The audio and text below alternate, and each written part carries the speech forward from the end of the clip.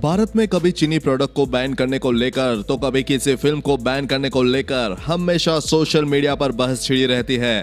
लेकिन क्या आपने कभी सोचा है कि हम डेली कितनी ऐसी चीजों का इस्तेमाल करते हैं जो हमारे लिए तो बिल्कुल आम है, लेकिन विदेशों में वो चीज बैन है। शायद यहाँ किसी को परवाह नहीं है कि कंपनियां क्या बेच रही है। देश में लोगों की जिंदगियों से खिलवाड़ आए दिन होते हैं, कारण लोग जागरूक नहीं है और सरकारों के पास आम लोगों की समस्याओं को सुनने का समय नहीं है। यही वजह है कि देश में कई सारी ऐसी चीजें बिकती है जिन पर विकसित देशों ने प्रतिबंध लगा रखा है। चलिए आज जानते हैं कुछ ऐसी ही चीजों के बारे में जो भारत में तो धड़ल्ले से बिक रही है लेकिन विभिन्न देशों में प्रतिबंधित है। Life boy soap. Life boy है जहां तंदुरुस्ती है वहां। डेटॉल सोप के बाद अगर आप किसी साबुन को सबसे विश्वसनीय मानते होंगे तो वो जरूर लाइफ बॉय सोप ही होगा। आप भी क्या करें, दुनिया भर के एडवर्टाइजमेंट देखकर ये बात आपके दिमाग में छप गई है। लाइफ बॉय की शुरुआत 1895 में लीवर ब्रदर्स ने इंग्लैंड में की थी। उत्तरी अमेरिका में ये लगभग 1951 से सबसे अधिक बिकने वाला हेल्थ सोप था, लेकिन अब इसे अमेरिका और इंग्लैंड में नहीं बनाया जाता। FDA ने कहा है कि ये सोप यह साबित करने में विफल रहा है कि दूसरे उत्पादनों की तुलना में ये अधिक सुरक्षित या प्रभावी है। FDA के डायरेक्टर ने कहा कि उपभोक्ता सोचते हैं कि ये साबुन एंटीबैक्टीरियल है जो कीटाणुओं मारने व रोकने में अधिक प्रभावी है, लेकिन हमें ऐसा कोई वैज्ञानिक प्रमाण नहीं मिला है इस सोप की तुलना में। यहाँ तक कि उन्होंने सादे साबुन और पानी से की जिससे लिए हम इतने रुपए खर्च करते हैं। इसके उलट इसके अंदर मौजूद केमिकल शरीर को हानि तक पहुंचा सकते हैं, जैसे टाइक्लोसन और टाइक्लोकार्बन। लेकिन कंपनी का दावा था कि धीरे धीरे वो इन केमिकल्स को साबुन से हटा रही है। विदेश में इस साबुन का इस्तेमाल आज ज्यादातर जानवरों को नहलाने के लिए ही किया जाता है। च्युइंगम। भारत में च्युइंगम खाना भले ही आम हो, लेकिन सिंगापुर में आप च्युइंगम की खरीदी, बिक्री और सेवन नहीं कर सकते। यहाँ च्युइंगम पर पूरी तरह पाबंदी है। सिंगापुर में 90 के दशक के बाद से च्युइंगम पर पूरी तरह से प्रतिबंध लगा दिया गया था। हालांकि समय के साथ 2004 में इसमें संशोधन हुआ। ओरल बेनिफिट्स के लिए शुगर फ्री च्युइंगम खाने की अनुमति दी गई, लेकिन शुगर फ्री च्युइंगम को भी खरीदने के लिए डॉक्टर्स के पर्चे की आवश्यकता होती है। इसके अलावा अगर च्युइंगम को किसी के भी द्वारा इधर उधर फेंकते पकड़ा जाता है तो उन पर भारी जुर्माना लगाया जाता है। Red bull. इसके बारे में किसी ने न सुना हो ये हो ही नहीं सकता।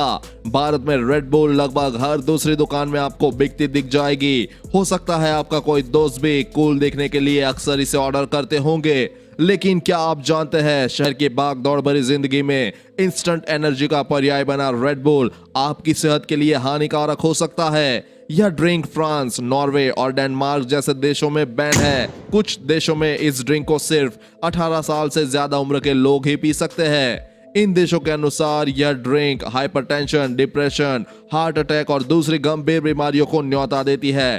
फ्रांस में 12 साल बाद बैन को हटा जरूर लिया गया, लेकिन इसमें अभी भी ऑब्जर्वेशन में रखा गया है। रेड बुल के करीब 6.7 बिलियन डिब्बे हर साल दुनिया भर में बेचे जाते हैं। इसे बनाने में कैफीन और टॉरिन का उपयोग किया जाता है। टॉरिन को लेकर आशंका जताई जाती है कि यह हृदय के स्तर को असुरक्षित स्तर बढ़ा सकता है। इसके अलावा इसमें मौजूद हाई कैफीन का स्तर भी गर्भवती महिलाओं में गर्भपात के खतरे को बढ़ाता है। इसके कारण कई मौतें भी हो चुकी है। स्टूडेंट रॉस कोनी ने बास्केटबॉल मैच के दौरान रेड बुल के 3 कैन पी लिए थे, जिससे उसकी मौत हो गई। यही कुछ कारण थे जो इसे बैन की ओर ले गए। भारत में भी कई बार रेड बुल के सैंपल्स जांच में फेल हो चुके हैं, जिनमें तय मात्रा से ज्यादा कैफीन पाया गया था। इसके बावजूद ये ड्रिंक आज भी धड़ल्ले से भारत में लोग पी रहे हैं। क्या आपने कभी ये ड्रिंक पी है? कमेंट करके जरूर बताएं। च्यवनप्राश। एक सामान्य भारतीय दादी हर सुबह अपने प्यारे पोते को च्यवनप्राश नहीं खिलाने के लिए अपनी बहू का सर जरूर फोड़ देगी। लेकिन क्या आपको बात पता है कि कनाडा की सरकार ने 2005 में च्यवनप्राश के कुछ ब्रांड्स की बिक्री पर प्रतिबंध लगा दिया था। उन्होंने दावा किया कि इन च्यवनप्राश में उच्च मात्रा में लेड और मरकरी है, जो किसी के भी स्वास्थ्य को नुकसान पहुंचाने के लिए काफी है। यहां तक कि 2007 में नेपाल सरकार ने च्यवनप्राश को आयुर्वेदिक दवाओं की सूची से हटा दिया और उस पर वैट लगा दिया। भारत के ओलंपिक समिति के चिकित्सा आयुक्त के अनुसार 20% से अधिक च्यवनप्राश ब्रांडों में जहरीली भारी धातु और जड़ी बूटियां होती है जो पचने के बाद एनाबॉलिक स्टेरॉइड बन जाती है। इसके कारण एथलीट को बैन किया जा सकता है। इसलिए भारतीय ओलंपिक एथलीटों को च्यवनप्राश के किसी भी ब्रांड का इस्तेमाल करने की अनुमति नहीं है। लेकिन आज भी भारत में बच्चों को रोज च्यवनप्राश चटाया जा रहा है। दवाइयाँ, झट से जुकाम, सर्दी, बुखार और बदन दर्द को दूर करने वाली कुछ दवाइयाँ भारत के हर घर में मिल जाएगी, जैसे कि डिकोल टोटल, नेमुलाइड और डिस्प्रिन इस्तेमाल होती है। आम बीमारियों में सबसे ज्यादा इस्तेमाल होने वाली यही दवाइयाँ है। हालांकि अमेरिका, कनाडा, ब्रिटेन समेत कई देशों में इन पर पूरी तरह से पाबंदी है। इनके अलावा भी ऐसी दवाइयों की एक लंबी लिस्ट है जो विदेश में बैन है और भारत में इनकी धड़ल्ले से बिक्री होती है। विदेशों में डिकोल टोटल और डिस्प्रिन को किडनी, नेमुलाइड को लीवर के लिए खतरनाक माना जाता है। कीटनाशक, भारत एक कृषि प्रधान देश है। फसल को कीड़ों से बचाने के लिए यहाँ बड़ी मात्रा में कीटनाशक का प्रयोग किया जाता है। लेकिन दुनिया भर के इंडिपेंडेंट मार्केट में प्रतिबंधित करीब 67 पेस्टिसाइड्स या खेती में इस्तेमाल होने वाले रासायनिक उर्वरक भारत में धड़ल्ले से बिक रहे हैं। सरकार की ओर से गठित एक्सपर्ट कमेटी ने इस मामले की पड़ताल की। उसने कई मामलों में इन पेस्टिसाइड्स का इस्तेमाल जारी रखने को मंजूरी दी, जबकि कुछ मामलों में इन्हें प्रतिबंधित किया। इनमें से कुछ के नाम कार्बेरिल मेथाइन, एसेफेट डिमेथॉट, लिंडेन, क्यूलोफॉस, फॉस्फोमिडोन आदि शामिल है। लेकिन मंजूरी दिए गए कीटनाशकों में से भी कई कीटनाशक विदेशों में बैन है, जिन्हें गर्भवती महिलाओं से लेकर जीव जंतुओं तक के लिए घातक बताया गया है। इसके अलावा मछलियों पर इनका दुष्प्रभाव होता है। खेतों से होकर पानी तालाबों में पहुंचता था। इनका सेवन मछलियां करती थी और मछलियों को माध्यम से ये मानव शरीर में पहुंच रहे थे। चिड़िया व अन्य पक्षियों पर इन दवाओं के दुष्प्रभाव देखे गए हैं। कार, भारत की सबसे ज्यादा बिकने वाली कार मारुति सुजुकी ऑल्टो 800 और कुछ अन्य जैसे कि टाटा नैनो और Hyundai i10 ग्लोबल NCAP के क्रैश टेस्ट में फेल हो जाने के कारण विदेश के बाजारों में प्रतिबंधित है, बैन है। इन कारों की बनावट और स्ट्रक्चर इस काबिल नहीं है जिससे कि कार के अंदर ड्राइवर और अन्य के लिए बड़ा खतरा साबित हो सकती है। इन मॉडलों में संरचनात्मक कमजोरियों की मात्रा ऐसी थी कि फिट किए गए एयरबैग भी गंभीर चोट के जोखिम को कम करने में कारगर साबित नहीं हुए। हैरानी की बात यह है कि भारत में ऐसी सभी कारें धड़ल्ले से बेची जा रही है। शहद, 2010 में ये एक खबर आई थी कि देश में बिकने वाले ब्रांडेड शहद में centre for science and environment ने भारत में बिकने वाले 12 ब्रांडेड के शहद के नमूनों की जांच की। इनमें कई प्रमुख ब्रांडों में से 2 से 4 एंटीबायोटिक के हाई लेवल पाए गए। शहद निर्माता कंपनियां इन एंटीबायोटिक का इस्तेमाल बीमारियों को नियंत्रित करने और रोकने के लिए करती है। लेकिन फिर दिक्कत क्या है इसमें? चलिए हम आपको बता देते हैं। एंटीबायोटिक्स का उपयोग मनुष्यों में बैक्टीरिया के कारण होने वाली विभिन्न बीमारियों के इलाज के लिए किया जाता है। छोटी खुराक का लंबे समय तक उपयोग में लेने से बग इन एंटीबायोटिक दवाओं के प्रति प्रतिरोधी क्षमता बना लेते हैं।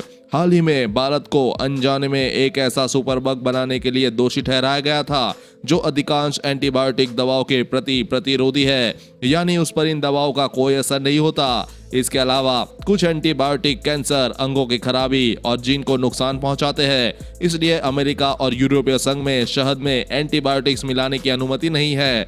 वहाँ ये प्रोडक्ट बैन है, जबकि वजन कम करने के नाम पर व अन्य फायदों के चलते भारत में इस तरह के शहद आपको हर दुकान पर मिल जाएंगे, क्योंकि अपने देश में एंटीबायोटिक्स के प्रयोग पर कोई रोक नहीं है।